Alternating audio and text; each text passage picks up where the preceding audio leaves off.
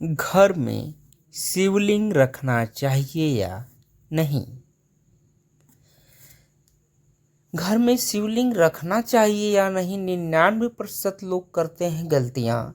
6 बातों का रखें ध्यान, वरना क्रोधित होंगे भगवान शिव। वरना क्रोधित होंगे भगवान शिव। वास्तु टिप्स है, यदि आप घर में शिवलिंग स्थापित करने की सोच रहे हैं तो कुछ बातों का ध्यान रखना बेहद जरूरी है।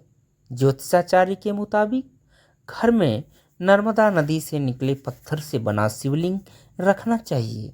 यह अधिक शुभकारी होता है, लेकिन इससे जुड़े नियमों की जानकारी होना बेहद जरूरी है। आइए ज्योतिषाचार्य पंडित ऋषिकांत मिश्र शास्त्री से जानते हैं इससे जुड़ी जरूरी नियमों के बारे में। वास्तु टिप्स, देवताओं में अगर सबसे दयालु किसी को माना गया है तो वो है भगवान शिव, लेकिन किसी से गलती हो जाए तो फिर उनसे बड़ा कोई क्रोध भी नहीं होता है। भगवान शिव इतने भोले हैं कि जो भी भक्त उन्हें सच्चे मन से पुकारता है तो उसकी मनोकामनाएं जरूर पूरी करते हैं।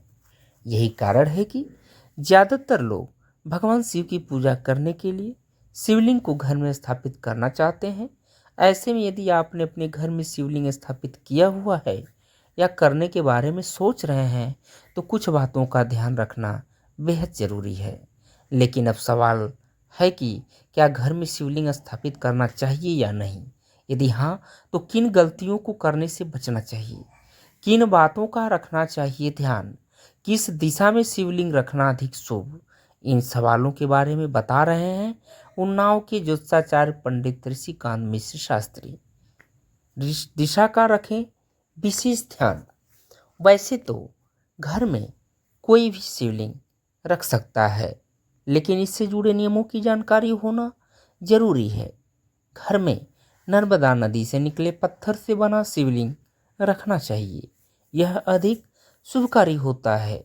हालांकि शिवलिंग स्थापित करते समय ध्यान रखें कि शिवलिंग उत्तर या पूर्व दिशा में ही हो।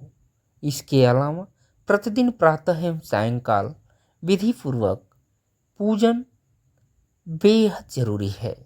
हालांकि पूजा के समय शिवलिंग पर हल्दी चढ़ाने से बचना चाहिए। स्थान का होता है बड़ा महत्व। घर में शिवलिंग स्थापित करने से पहले स्थान का ख्याल रखना बेहद जरूरी है। ध्यान रहे कि घर के कोने में शिवलिंग न रखें। ऐसी जगह का चुनाव करने से भगवान शिव की ठीक से पूजा नहीं हो पाती है। इससे भगवान शिव क्रोधित हो जाते हैं और जीवन में गलत प्रभाव पड़ सकता है। शिवलिंग का स्थान बदलने से बचें।